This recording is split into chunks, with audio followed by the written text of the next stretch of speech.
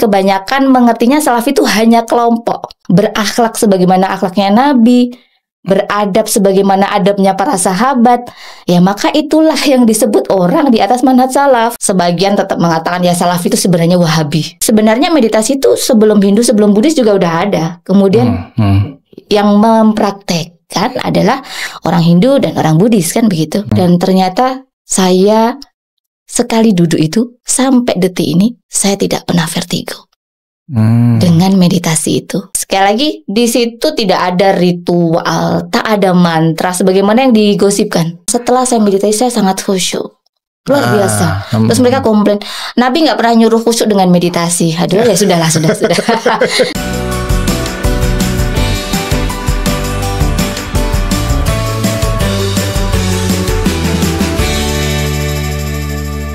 Baik, Assalamualaikum warahmatullahi wabarakatuh. Kita jumpa lagi di Wonder Home Podcast. Masih bersama saya Syifa Amin. Dan bersama juga dengan tamu istimewa kita yang dulu juga pernah di sini ngobrol-ngobrol. Seorang, ini susah nyebutnya. Ya, Ustadzah iya, dokter iya, terapis iya, pengusaha iya, macam-macam lah ini atribusinya ini. Gimana Bu Ustadzah Dr. Ferihana kabarnya? Alhamdulillah, terima kasih Bapak. Alhamdulillah. Sehat, baik, sehat, ya. Bahagia. Sudah lama nggak ketemu. Iya. Ini murid nggak sopan ini. Astagfirullah. Ya, kita dulu pernah diskusi dan ngobrol tentang perjalanan hidup, perjalanan karir, baik di dunia kesehatan, di dunia kewirausahaan gitu ya, Bu. Sekarang ini di samping itu semuanya, sebagian besar kenal Dr. Hana ini, salah satunya adalah seorang aktivis dakwah. Dan aktivis dakwahnya itu dalam bendera atau dalam umbrella payung yang disebut sebagai manhaj salaf gitu ya, atau salafi, salafiyah gitu. Cuma nggak banyak yang memahami sebenarnya yang disebut, ini kan istilah-istilah teknisnya ya, yang disebut salafi, salafiyah, salaf, itu apa sih sebenarnya pengertian dasarnya lah gitu. Mungkin bisa dijelaskan, kita mulai dari situ. Oke Bapak, terima kasih. Jadi betul kalau masyarakat kita itu sekarang lagi tren yang ngomongin saya tuh manhaj salaf gitu ya. Bahkan ada yang bilang saya salaf gitu. Nah, jadi mereka ini berarti tidak paham apa itu salaf, apa itu salafi, apa itu manhaj salaf. Begitu juga ketidakpahaman ini ketika masyarakat bilang saya ini salafi, yang lainnya bukan salafi begitu. Nah, di sini perlu memang belajar tentang manhaj salaf ini kan memang harus di kitab-kitab dasarnya.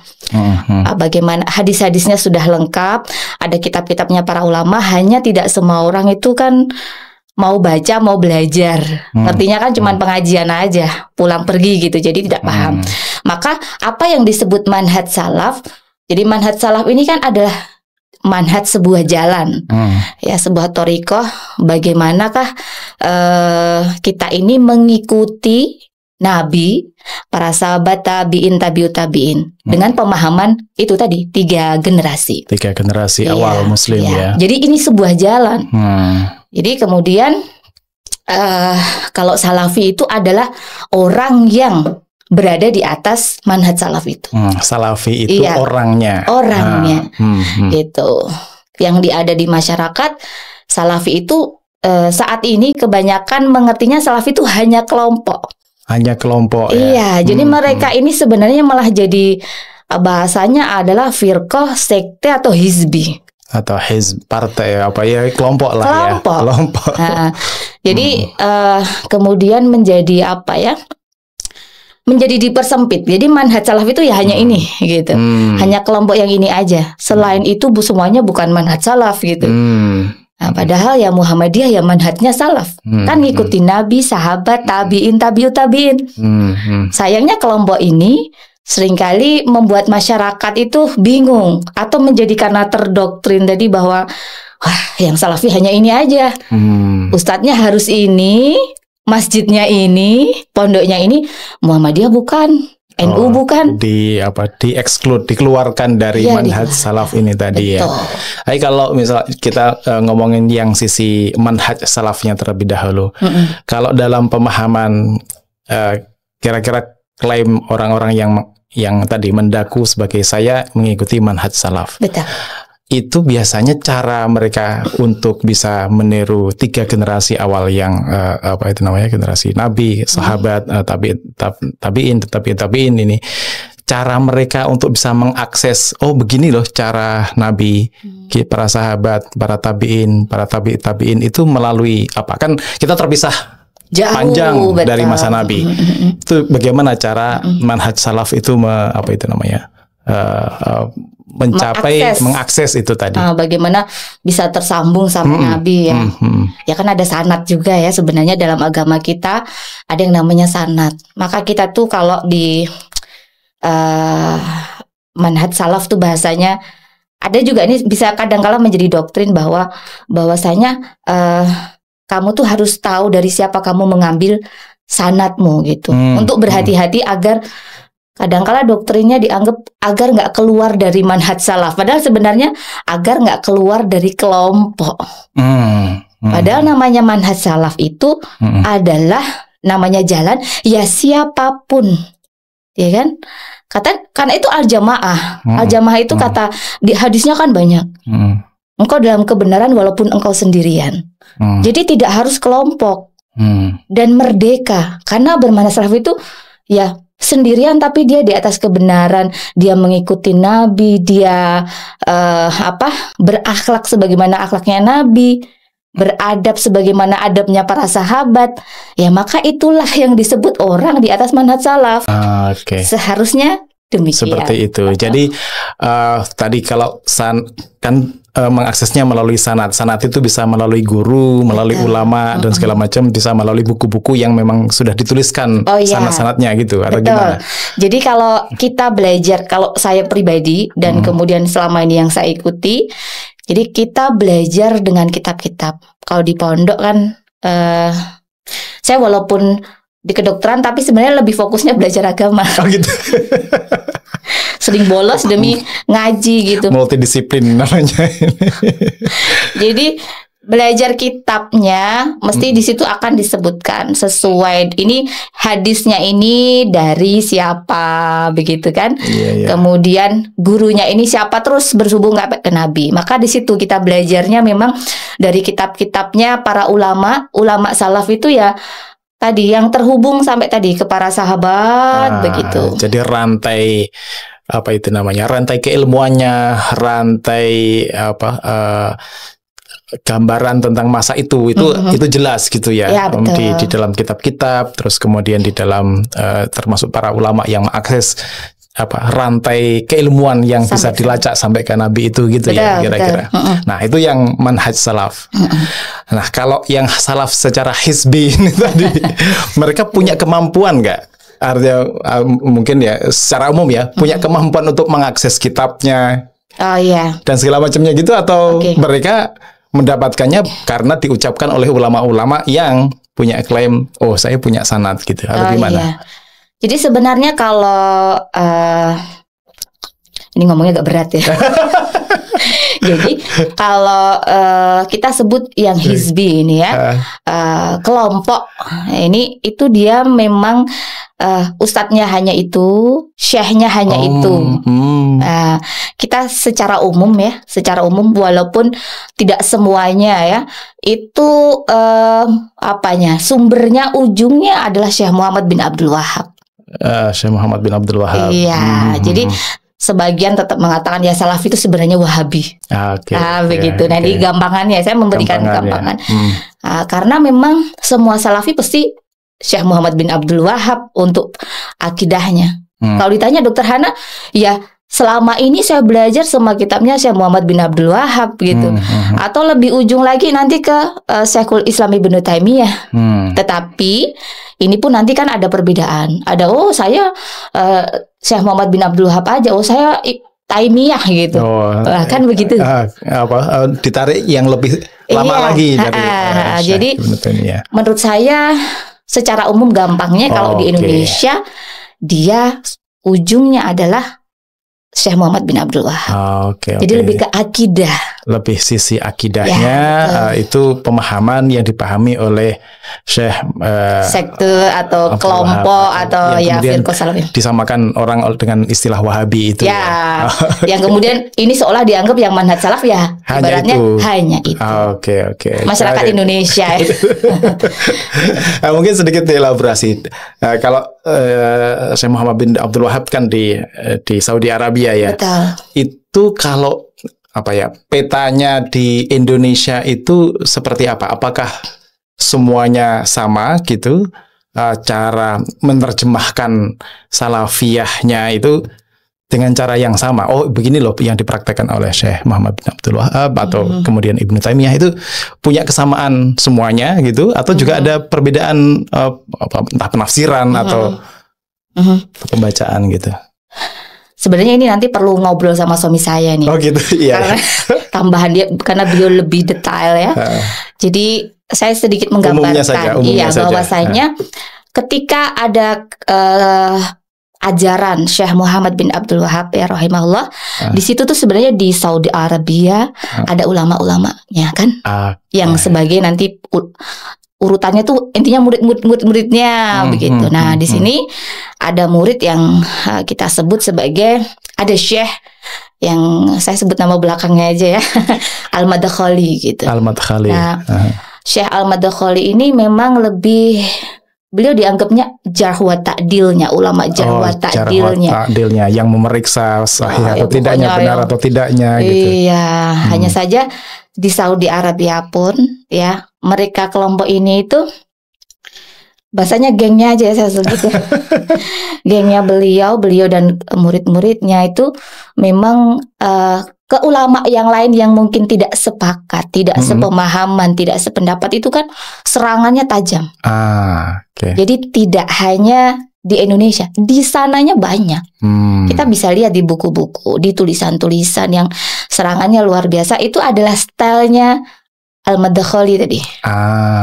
Itu. Jadi Al-Madkhali. Iya, kemudian terbawalah sampai Indonesia dengan style yang sama. Makanya stylenya di copy, paste. Copy. Jadi yang benar itu sudah bukan lagi sebagaimana Nabi, sahabat, tabiin, tetapi ini style ini. Kalau menyerang, menyesatkan itu boleh kan di Madkhali ini, di sini pun menjadi begitu. Jadi sebenarnya kalau pembicaraan saya dan saya baca, saya renungi, saya obrol dengan beberapa ahlul ilmi, sebenarnya ini bukan, kurang tepat kalau disebut salafi. Justru gitu ya. Iya. Meskipun klaim mereka lah betul yang salaf, lebih tepatnya adalah pengikut Al-Madkhali tadi. Oke, ini sesi agak berat-berat ya. Masya Allah. Nah, sekarang agak masuk ke salah satunya adalah ya memang keahlian Bu Dr. Hana gitu ya, soal-soal yang berkenaan dengan pengobatan kedokteran gitu. Nah, kalau di dalam tradisi Islam sendiri kan sebenarnya ada kan tradisi pengobatan. Dan saya nggak tahu, nanti bisa dikoreksi kalau salah. Dalam konteks manhaj salafi itu ada juga praktek-praktek yang bisa dicontoh lah dari generasi-generasi itu. Barangkali begitu.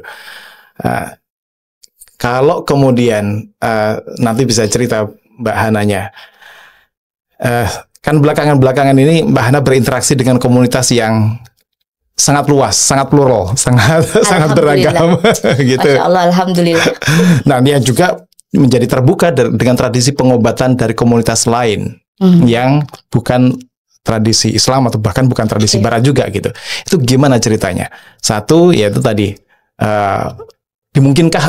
dimungkinkankah itu dalam manhaj salaf yang tadi kita pahami, dan kemudian gimana ceritanya bisa masuk ke dunia itu gitu. Insya Allah ya. Ini kayaknya panjang nih, 1 jam. Jadi gini Bapak, saya itu mungkin Bapak mendengar ya, bahwa saya sempat ramai dicaci maki, dihujat, dibully sosial media selama beberapa tahun. Yang mungkin tampak khas itu 3 tahun ini. Tapi sebelumnya itu sudah terjadi beberapa tahun sebelumnya. Karena saya memang selalu Bedanya itu misalnya saya membela ustadz dari NU, ustadz dari Muhammadiyah, saya bela tuh saya dihujatkan viral ya kan. Nah di sini kemudian hujatan rame setelah saya menikah sama Ustadz Aris. Makin wah rame banget itu. Saya sempat itu tuh sebenarnya saya lagi puncak-puncaknya penuh pengabdian ke kelompok ini, kelompok Salafi itu.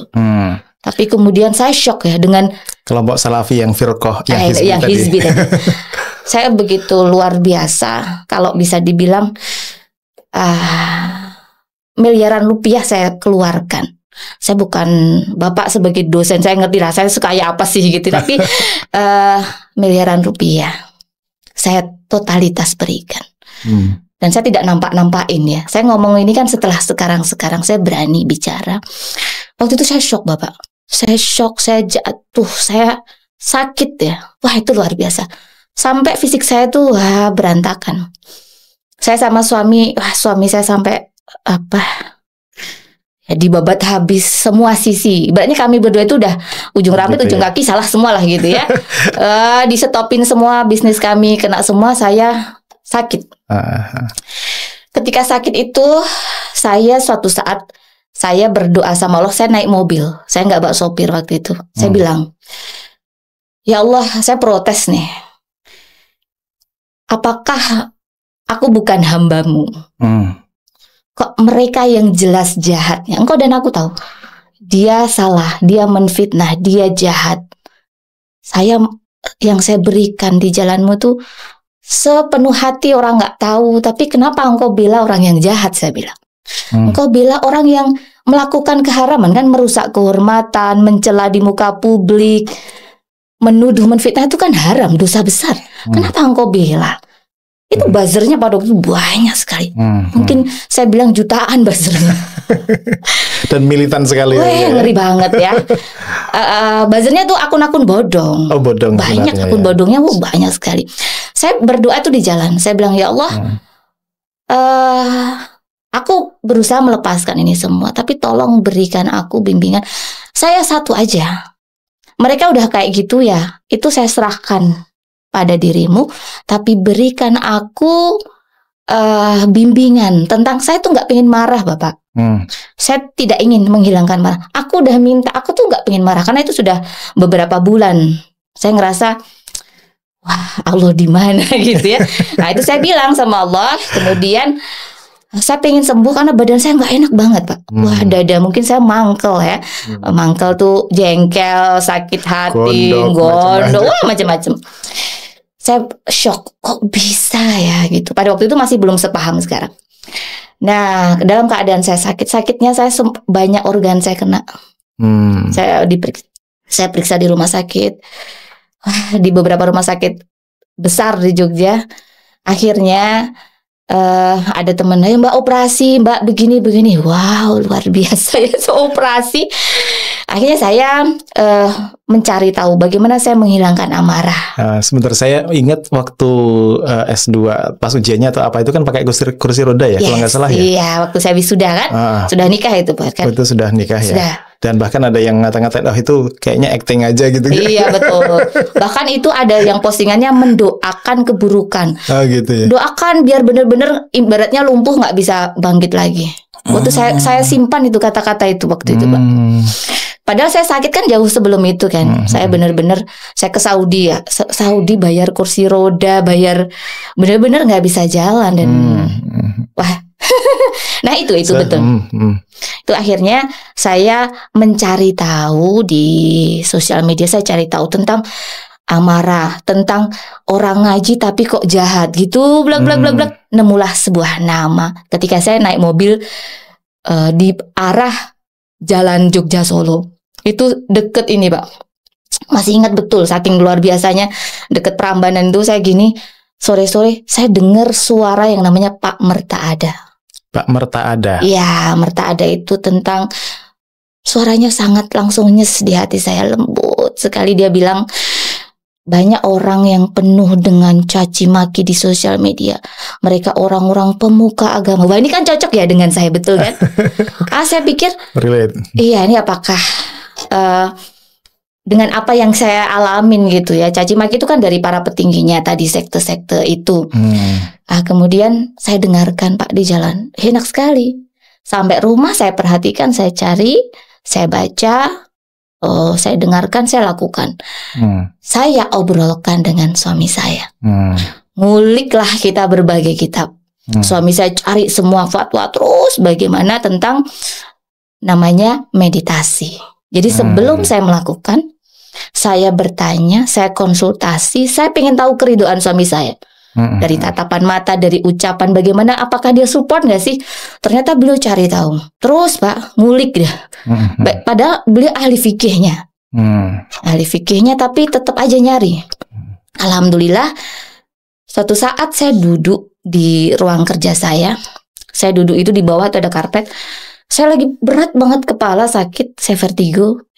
Kemudian saya duduk sebentar, Pak. Itu saya sering masuk rumah sakit itu. Dan ternyata saya sekali duduk itu sampai detik ini saya tidak pernah vertigo. Dengan meditasi itu. Nah, itulah kemudian berjalan sampai sekarang saya malah menjadi pecinta meditasi. Bahkan saya ikut retret di berbagai kota di Indonesia, ngikutin ya meditator dari berbagai negara di semua negara banyak. Gitu. Ya, kalau jadi tadi kan salah satu kontroversinya juga dipicu pernikahan Bu Hana dengan suami ya. Suami itu mungkin kalau bukan di komunitas Salafi belum paham, Ustadz Aris Munandar itu adalah juga Ustadz manhaj Salafi yang dulu sangat ustadznya para ustadz. Ustadznya para ustadz gitu. Syahansyah atau syekh-syuyukh gitu. Jadi ustadznya para asatidz di kalangan Salafi. Nah, begitu menikah dengan Dr. Hana itu nggak tahu tiba-tiba bus gitu ya. Ini sama orang yang kayaknya nih Ferry Hana nih bukan Salafi sejati gitu ya kan, karena memang saya tidak nampak di pengajian yang biasa-biasa ya. Saya sudah belajar di pondok-pondok, ngapain datang ke pengajian biasa gitu. Jadi dianggap bukan kelompok mereka. Dengan artinya background, artinya memang ustadz yang paham agama, bisa membuka kitab gitu. Ruang apa yang memungkinkan tadi itu kan ini tradisi meditasi. Betul. Yang let's say dalam dalam bingkai manhaj salaf masih dimungkinkan bahwa kok secara fikih nggak masalah kok, secara manhaj salaf nggak masalah kok praktek meditasi itu. Yang yang menjadi pendasarannya apa kira-kira? Ini nanti perlu Bapak tanya cross check bener-bener ya. Tapi ada satu, saya mungkin agak lupa kalimat-kalimatnya, saya sederhanakan. Jadi ketika ada sesuatu hal yang itu kebaikan, itu bermanfaat, entah dia ada dimanapun, maka Islam itu lebih berhak memilikinya. Nah ini tapi kalimat bahasa Arab dan ininya itu al-hikmatu dhalatun minal mu'min, khudhil hikmata min ayyi wi'ain kharajat gitu ya. Masya Allah, ini Bapak aku luar biasa. Jadi hikmah itu ada di mana-mana gitu, dan itu sesuatu yang hilang dari kalangan Muslim. Di bejana apapun kamu temukan hikmah itu, ya ambil saja. Mukmin lebih berhak untuk mendapatkannya gitu kira-kira ya. Betul. Dari situ ya. Jadi sebenarnya kalau ada hikmah kebaikan itu nggak masalah diambil dari mana saja datangnya gitu. Betul, dan selama dia tidak ada pelanggaran akidah. Begitu ya. Tidak ada pelanggaran akidah di dalamnya. Dan saya sudah terjun ke meditasi di Bapak Marta Bali Usada. Itu beliau tidak ada, memang ada logo bulat, itu adalah logo universal, meditasi universal. Jadi bukan pure Buddhis. Ya, jadi memang meditasi itu konon ya yang paling banyak. Jadi kalau kita lihat baca di sejarah ya kan, sebenarnya meditasi itu sebelum Hindu, sebelum Buddhis juga udah ada. Kemudian yang mempraktekkan adalah orang Hindu dan orang Buddhis kan begitu. Kemudian ketika saya di sana, sebelum saya ke sana, saya terus ngikutin online, saya cari tahu, saya catat ini Ustadz saya panggilnya kalau sama suami ya Ustadi. Sayang Ustadi, tapi maksudnya Ustadi ini gitu, Ustadi ini, Ustadi terus beliau oh ya. Kemudian saya akhirnya ikut retret. Retret pertama 7 hari. 7 kemana hari. Itu? Pertama saya ikutnya di Bogor. Oke. Di Bogor 7 hari, Bogor juga di Pak Merta ada. Nah, itu luar biasa. Itulah titik balik kehidupan saya. Kesembuhan, kesehatan, kebahagiaan, dan cinta kasih di dalam hati saya tuh. Bapak bisa lihat lah bagaimana Ferihana yang dulu dan sekarang. Saya lebih bahagia, happy, cheerful gitu. Iya, dan ini nggak dibuat-buat, aku juga bingung ya. Aku tuh happy banget gitu. Jadi memang di sana 7 hari 7 malam itu kan ya 7 hari lah ya. Ya tidak pegang handphone, bener-bener meditasi, istirahatnya ya setengah 15 menit istirahat, meditasi lagi 1 jam gitu, dari pagi sampai malam. Ada bimbingannya dari instrukturnya, dari murid-murid Pak Merta Adab. Nah itu Pak Merta Adab itu iya. Dan sekali lagi di situ tidak ada ritual, tak ada mantra sebagaimana yang digosipkan. Nah, no ritual, no mantra gitu. Magic spell mantra gitu ya.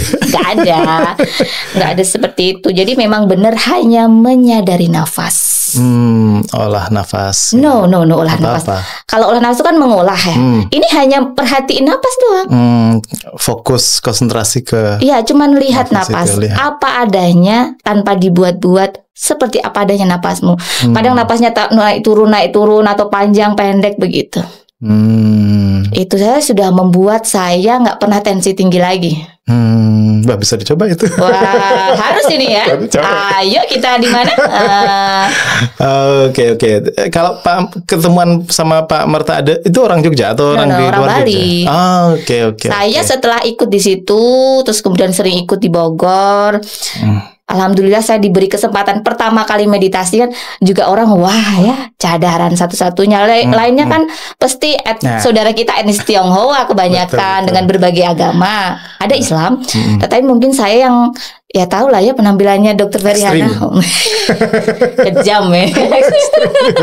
Tapi alhamdulillah saya diterima dengan sangat baik, hangat, dan diberi kesempatan bicara walaupun lewat Zoom dengan Bapak. Oke. Gitu. Nah, kan biasanya kan ketemu dengan komunitas ya, let's say komunitas Salafi yang awalnya, terus kemudian kalaupun keluar dari yang Salafi yang Hizbi tadi itu, ya paling masih komunitas Muslim itu berinteraksi dengan non Muslim, dengan yang secara etnis juga agak berbeda gitu, real dengan kita.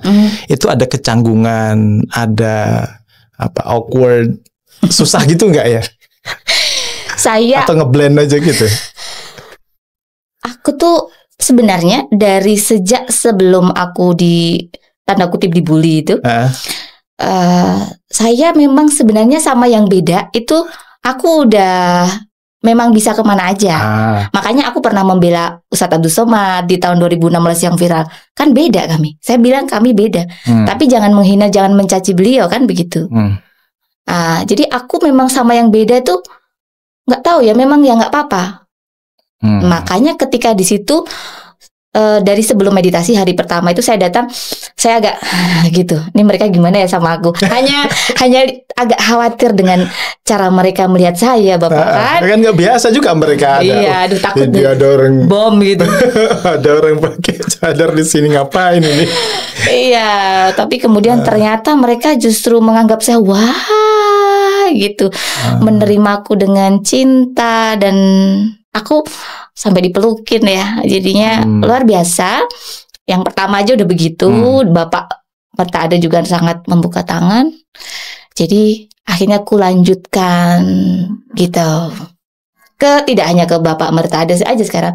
Saya juga sekarang malah tadi ke berbagai meditasi internasional. Saya ikut mau di Thailand, Perancis, Amerika, semuanya, Australia itu saya ikutin semua karena memang sangat ini ya, efeknya sangat luar biasa. Terutama bagi hati, bagi bersihnya jiwa. Cara kita memandang sesama itu cinta kasih itu rasanya, cinta kasihnya itu cinta kasih yang menurut aku luar biasa. Mungkin ada yang juga akan dalam tanda kutip komplain ya. Komplainnya gini. Kan kalau di Islam kan ada zikir gitu. Iya. Ada mekanisme-mekanisme yang kurang lebih mirip dengan meditasi lah. Betul. Boleh tahajud, Ruqyah gitu. zikir, ruqyah atau apa gitu. Oke. Kenapa nggak jalan Tafakur. itu yang ditempuh? Iya. Apa yang membuat meditasi ini tadi sangat menarik dan bisa Oke. bisa menyembuhkan Oke. luka-luka yang dialami oleh Dr. Hana tuh. Oke. Ini kadangkala ada orang yang mungkin nggak kenal atau awam. Kebanyakan masyarakat kita tuh hobinya menggurui. Wah, sholat sabar, dikir gitu, tahajud. Ya kan gitu ya. Dikir gini. Bisa ditanyakan pada suami saya sendiri bahwa atau karyawan dekat saya untuk zikrullah dalam arti istighfar itu mungkin orang umum mungkin tidak seperti saya. Saya untuk menjawab pertanyaan Bapak ya. Riak tuh Tapi ini perlu saya perjelas bahwa ya kan wajar saja, kadang orang kan usil nanya begitu. gitu. Jadi saya termasuk orang yang zikir saya sangat banyak. Karena kalau 1000 istighfar 1000 itu bagi saya adalah hal yang ya agak sedikit biasa. Saya sholawat Nabi juga lebih banyak. Dan itu sudah sekian belas tahun saya lakukan. Dan kemudian saya adalah orang yang fokus di Quran. Ya, saya meruqyah sebelum ruqyah itu terkenal Bapak. 2003 saya sudah meruqyah. Jadi ruqyah itu adalah suatu hal yang biasa saya jalankan. Zikrullah apalagi. Jadi saya pernah waktu di kuliah di UMY, saya malah membahas tentang zikir, tentang istighfar, keutamaan berkah istighfar.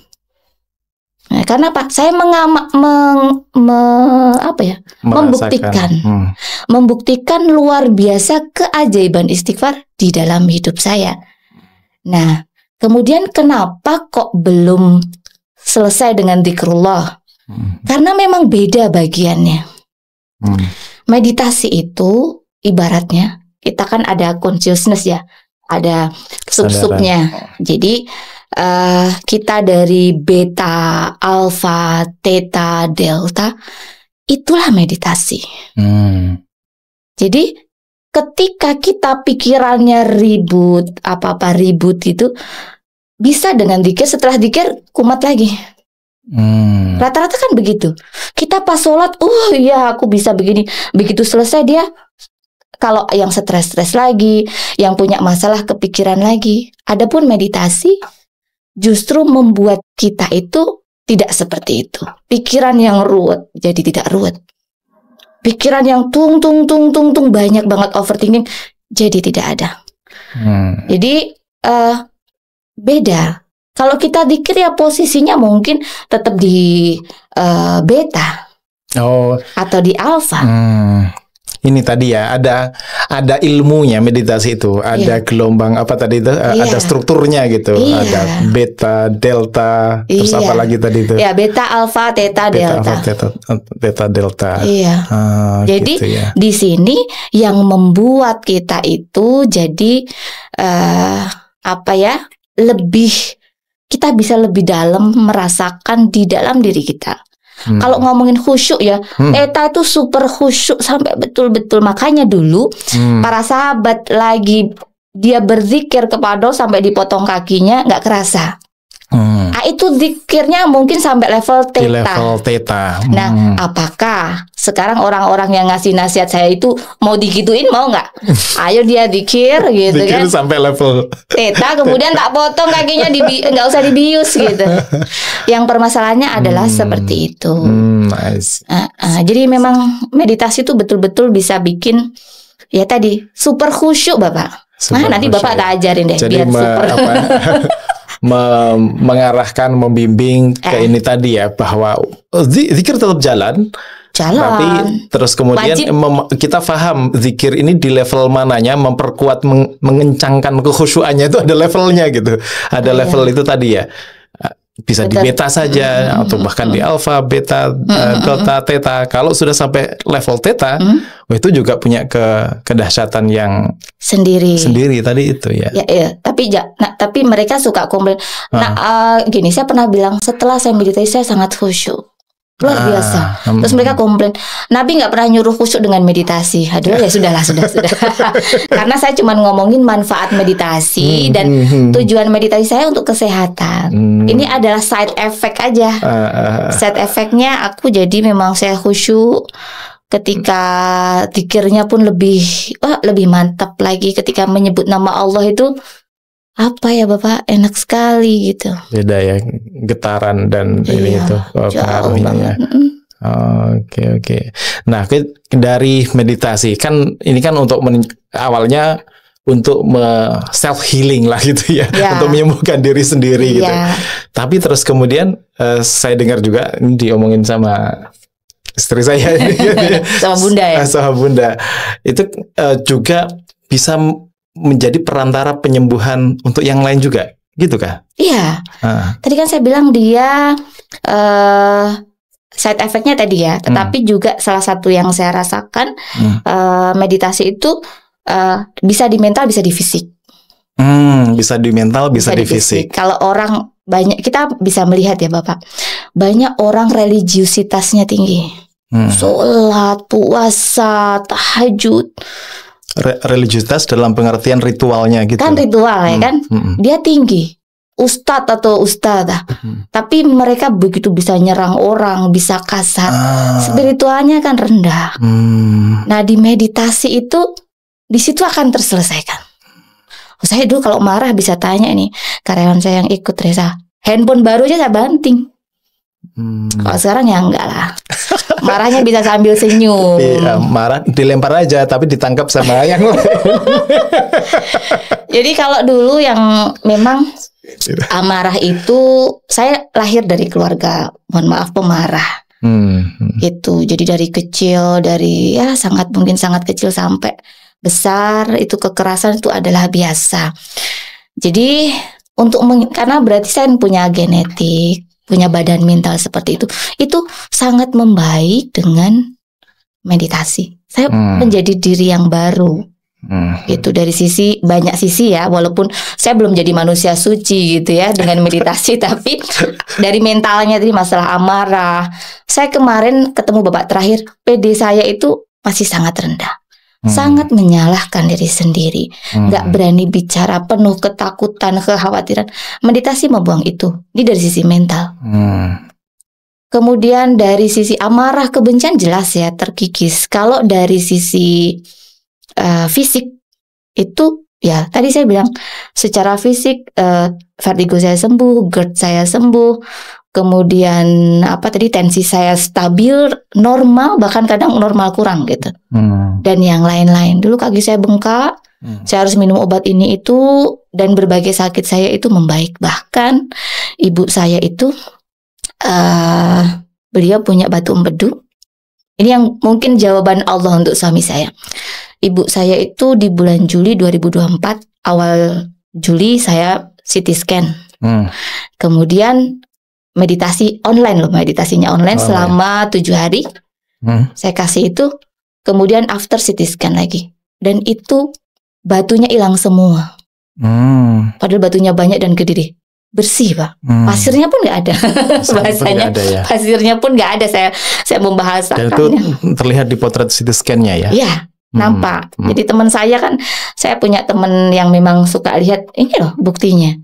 Dia bilang, loh ini nggak ada, ini bersih, pasirnya pun nggak ada kata dia. Jangankan batu, nggak ada pasir. Begitu itu suami saya masya Allah sujud syukur dengan kesembuhan ibu saya di batu empedu itu. Padahal batunya itu sudah sekian lama dan banyak. Dan bukan ada pengobatan batu empedunya, nggak ada. Nggak ada ya, itu utamanya ya meditasi itu tadi meditasi. Ya. Dahsyat sekali. Dan itu juga Oke, secara fisik kan juga bisa sangat bermanfaat ya. Iya. Tadi soal tensi, soal batu empedu dan macam-macam. Secara mental juga perubahan cara Dokter Hana menyikapi hate comments gitu antara dulu dan sekarang setelah meditasi itu ada perbedaan perubahan gitu atau enggak? Jadi kalau dulu kan saya sangat takut, Bapak. Takut saya menutup diri, saya matikan. Saya sempat 1 tahun stop gitu-gitu. Saya berkali-kali matikan Instagram dan lain-lain. Kemudian perubahannya kalau dari takut jadi rasa takut itu terlepas. Banyak. Kemudian yang paling kerasa itu ini ya, lebih ke bahagianya itu. Bahagianya itu, iya, bahagianya itu lebih apa ya? Saya bingung ngomongnya. Jadi saya merasa bahagia dengan keadaan ini, walaupun orang melihatnya, wah kamu kan lagi di titik terendah hidupmu, tapi saya bahagia. Saya mensyukuri bisa melihat apa yang Allah berikan seperti apa adanya, dan saya syukuri ini. Dan itu menurut saya memang banyak yang tidak mampu di situ. Nah, kalau dari sisi tadi rasa takut ya Pak, takut saya itu kan banyak. Karena memang saya punya banyak permasalahan, layernya banyak. Dari keluarga gitu ya, dari kehidupan saya. Kemudian layer ini memang benar-benar kemudian ya lepas gitu. Memang takutnya itu kekhawatiran, kecemasan gitu. Tapi kalau masalah hate comment ya, saya jujur saja lebih kepada hati. Jadi pas dicaci maki gitu, kalau dulu saya diem, saya blok, sekarang saya katain gitu. Katainnya itu sebenarnya adalah saya sudah di titik saya ada keberanian. Dan saya mensyukuri diri saya di titik ini. Gitu. Kadang-kala ya sudah saya hapus, kadang saya ada postingan yang saya posting itu tunjuk bahwa aku berani memposting. Saya berkata marah. Jadi terserah orang suka atau tidak suka. Nah, jadi sudah nggak mengharapkan apa ya, validasi likes manusia atau apa gitu. Iya, saya di titik itu. Ya kalau istilah kemarin diskusi saya, kalau kita ada self efficacy dirinya sudah tinggi. Sudah mulai terus naik ke atas gitu. Oke. Mungkin ini bagian terakhir, nanti sebelum juga bisa diulas lebih lanjut hal-hal yang lain. Nah, dengan ya meditasi, kemarin juga saya lihat ada singing bowls gitu ya. Apalagi nih gitu ya. Nah, apalagi nih. Nah, bagaimana kalau Dokter Hana sendiri masih memahami diri dengan apa yang dilakuin ini masih dalam manhaj salaf yang tadi atau gimana? Oh, maksudnya apakah manhaj salaf melakukannya atau gimana maksudnya? Iya, gini maksudnya kan. Pasti orang melihat ini kan sudah jauh sekali dari manhaj salaf, kira-kira kan begitu. Tapi kan yang senyatanya yang kita lihat saja, Dokter Hana masih pakai cadar, pakai niqab gitu dan segala macam. Akidahnya masih akidahnya yang dikaji adalah hadis-hadis pun juga hadis-hadis yang salaf berbasis pada sanad tadi itu gitulah kira-kira. Dengan berbagai macam tadi aktivitasnya itu masih memahami, ini juga masih dimungkinkan dalam manhaj salaf gitu. Ya tadi kembali ke tadi yang dasarnya tadi bahwa ya apapun kebaikan di mana itu bisa kita ambil. Ada juga kalimat dari yang tersebar di kalangan kita masyhur, utlubul ilma walau bisin, ya kan. Jadi ilmu-ilmu dari Cina, dari manapun, saya saat ini lebih open mind ya Bapak. Saya terbuka dengan apa yang ada. Kemudian saya lihat jurnal ilmiahnya ini benar-benar ada nggak? Saya lebih ke situ sih. Sebagai dokter mungkin ya.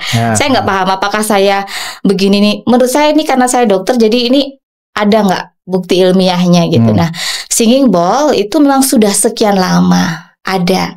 Dan dia kan sama untuk ke frekuensinya gitu. Dan sebenarnya ini tersambung dengan meditasi. Gitu. Di meditasi itu kan ada ya tidak semua jenis. Jadi kan saya bilang saya belajar beberapa meditasi. Ada meditasi yang ada cakra, ada titik meridian. Cakra apa pengobatan prana itu kalau ya, di prana juga ada. Kalau di meditasi ada juga namanya cakra itu kan ada di bagian tubuh ini. Cakra mahkota, cakra ajna gitu. Ya, semua cakra ada 7. Jadi semuanya itu sama titik meridian Cina itu kan ada di meditasi kami. Nah, kemudian si singing bowl ini juga ada di cakra itu. Jadi waktu itu saya pingin, suatu saat saya pernah ketika di suatu tempat ada dibunyikan singing bowl itu sebelum si Rara terkenal itu. Rara belum terkenal. Hujan apa? Iya. Pawang hujan. Makanya kemarin pada bilang ini dukun, sekarang jadi dukun. Ya nggak apa-apa ya. Terus kemudian namanya juga mereka memang pemikirannya seperti itu, tidak paham. Jadi pada waktu itu saya lupa tahun 2022 atau 2023 di sana itu ada, saya memang ke terapi, belajar juga ke coach juga. Dia bunyikan singing bowl tuh yang awalnya kan sebagai seorang tadi ya di kelompok sana saya pikirnya, wah ini haram nih dibunyiin, aduh kan begitu.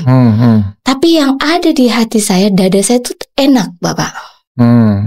Akhirnya saya kepo dong, penasaran ini apa. Nah disitulah aku belajar dan baru kemarin berani. Nah ini titik berani menampakkan diriku seapa adanya. Tapi belajarnya sudah dari lama. Itu udah belajar yang kesekian, terus saya beli, saya tampakkan bahwa saya belajar ini, dan setelah di jurnal-jurnal sudah sangat banyak dan mampu menurunkan tekanan darah dengan selama 12 menit itu saya merasa wah ini saya perlu untuk membantu semua orang yang butuh bantuan saya. Kan saya punya pengalaman nih, pengalaman sakit di badan, sakit mental saya seperti itu kan dari kecil sampai saya besar. Nah kemudian saya sebagai dokter kadangkala, terus saya belajar psikologi ya. Nah ini ada hal yang kayaknya di hipnoterapi saya sudah di level paling atas untuk pembelajaran hipnoterapi. Ternyata kadang ada yang belum maksimal. Oh di meditasi kadang ada titik yang belum maksimal. Oh bisa saya bantu dengan singing bowl. Dan saya juga akupunturis. Jadi ada bantuan bagian ini tambah akupuntur. Tetapi memang kalau ada itu bagian medis, tentunya di medis. Karena Pak Merta pun mengajarkan, ini memang harus ke dokter. Medis. Iya, diagnosanya apa, pemeriksaannya harus bagaimana begitu. Jadi menurut saya kalau membantu kesehatan mental seorang itu, kalau kita hanya berpacu pada satu terapi, seringkali tidak maksimal. Dan ada satu hal, kenapa saya belajar banyak hal? Saya semakin mengerti bahwa setiap saya belajar satu titik, kemudian ilmu ini, ada orang-orang di ilmu ini jangan belajar sana. Merendahkan ilmu yang sana, menyalahkan, menyesatkan. Betul. Kemudian saya belajar ini meremehkan yang sana. Terus saja. Jadi di setiap tempat itu semua kadang-kala saling meremehkan. Makanya di sini saya bersyukur justru saya belajar ini mudah-mudahan setiap ada ilmu baru saya perhatikan dulu. Bukan asal ini sesat, ini haram, ataukah ini nggak ada manfaatnya. Ini nggak ada buktinya, bukan seperti itu. Jadi sekarang ini belajarnya makin macem-macem, nggak tahu nanti apa lagi. Itu membuat saya jadi lebih menghargai semuanya gitu. Menurut aku sih yang kurasakan seperti itu ya, seluas samudra hatinya untuk bisa samudra Hindia. Bisa menampung segala macam ilmu dari mana saja. Jadi kalau ceruknya atau bejananya kecil ya kan tumpah, nggak bisa. Harus diluaskan biar bisa nampung. Benar, ada pertanyaan? Kayaknya berbahaya nih pertanyaan. Tapi ini aja nanti itu minta ditunjukkan itu dong cara contoh apa tuh? Meditasinya itu seperti apa? Meditasinya. Okay. Ya. Mungkin meditasi yang lebih ini meditasi dari Bali Usada ya. Bali Usada. Ya, Bali Usada karena dia universal. Jadi tangannya begini. Ini tanda homeostasis. Homeostasis ya begini. Ini diletakkan dengan rileks sudah.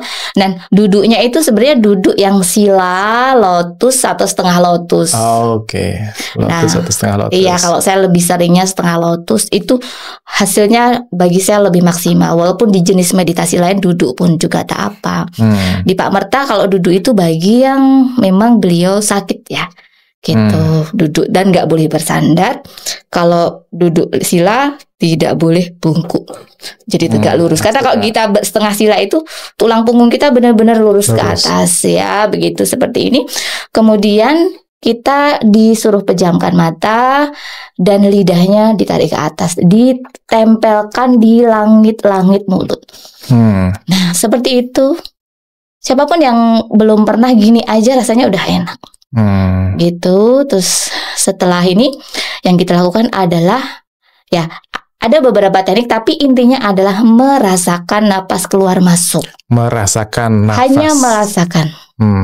Kan napas kita tuh tadi ketika kita merem gini, yang tadinya nggak terdengar jadi terdengar.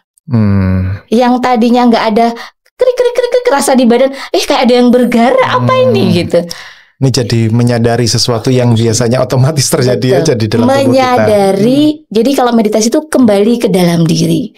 Bukan fokus keluar. Kadang-kala kalau ada masalah, kita fokusnya keluar kan, nyalahin luar. Padahal perintahnya adalah sumber dan solusi itu seringkali di dalam diri tadi. Nah, dengan meditasi kembali dalam diri itu, cuman perhatikan napas ya untuk teknik awal ya.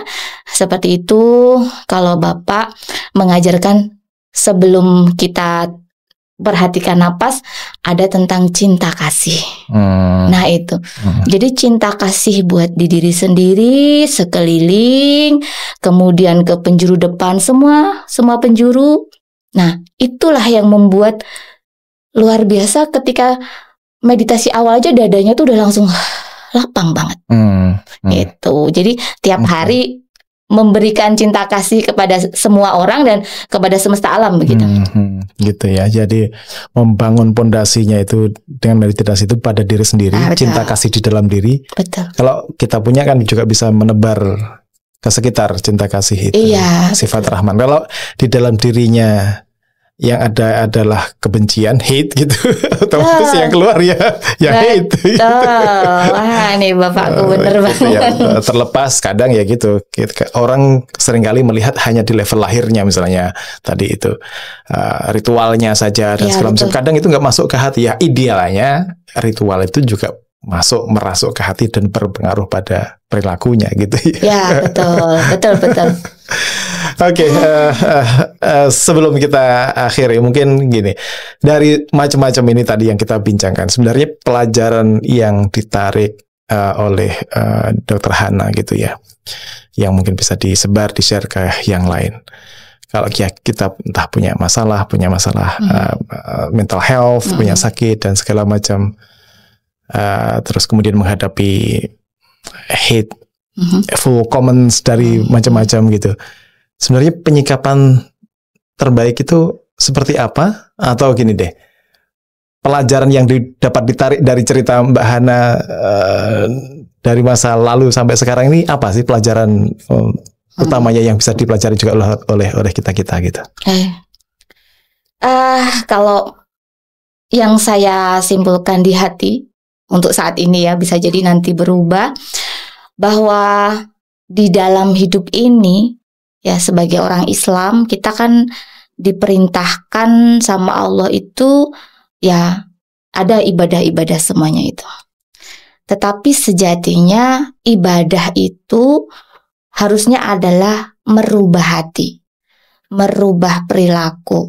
Menjadi apa? Menjadi semakin baik, semakin bersih hati, semakin pengasih kepada sesama. Sesama ini maksudnya sesama manusia. Mau dia berbeda pendapat, mau dia tidak berbeda pendapat, mau dia dianggap baik, maupun dia dianggap pendosa.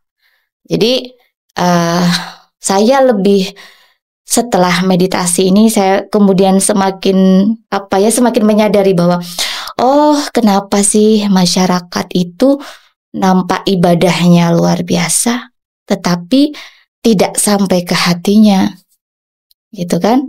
Ya, karena memang tadi ibadah mereka itu hanya motor. Hanya motor. Iya, tanpa ruh. Dan itu kan ada satu hadis Nabi yang saya sering ulang-ulang di pengajian. Ada seorang sahabat nanya gitu ke Nabi, inna fulanah, ada perempuan, dikatakan takumul lail, selalu sholat malam. wa tasumun nahar, selalu puasa siang hari, wa taf'al wa tasaddaq, dia selalu banyak sedekah yang gede-gede. Kata dia, walakin tu'di jironaha bilisaniha, tapi dia seneng nyakitin saudaranya dengan mulutnya, kalau zaman sekarang dengan jarinya. Nah, di sini kata Nabi, wanita yang luar biasa ibadahnya, yang ibadahnya wah saya mah nggak ada papanya ya, sholat selalu tahajud, selalu siang hari puasa, sedekah banyak. Kata Nabi, la khaira fiha, nggak ada kebaikan di sini. Kata Nabi, wahiyya min ahlin nar, dia di dalam neraka. Perhatian penting di sini saya dapati, oh ya, kalau hati kita ini, ibadah kita itu nggak ngerubah hati kita, kemudian akhlak kita nggak jadi baik, semuanya akan menjadi sia-sia.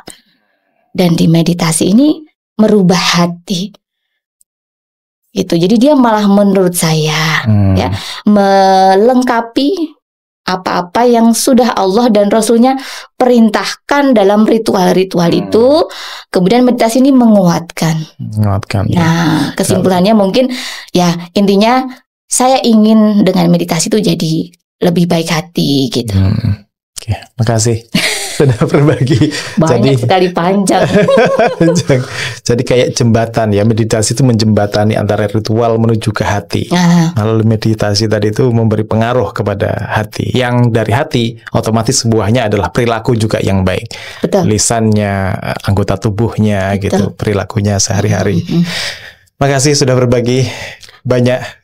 Dan jangan bosan-bosan berbagi ilmu, pencerahan, juga pengalamannya gitu ya. Insya Allah. Nanti insya Allah kapan-kapan sama Ustadz Aris juga di sini, kalau beliau berkenan. Makasih. Demikian obrolan kita dengan Bu Dokter Ustadzah Entrepreneur, apapun lah namanya, Dokter Farihana. Insya Allah mudah-mudahan beliau senantiasa diberi kesehatan, terus memberi pencerahan dan menebar kebaikan dan kemanfaatan selama insya Allah. Amin. Bapak. Insya Allah. Assalamualaikum warahmatullahi wabarakatuh. Waalaikumsalam.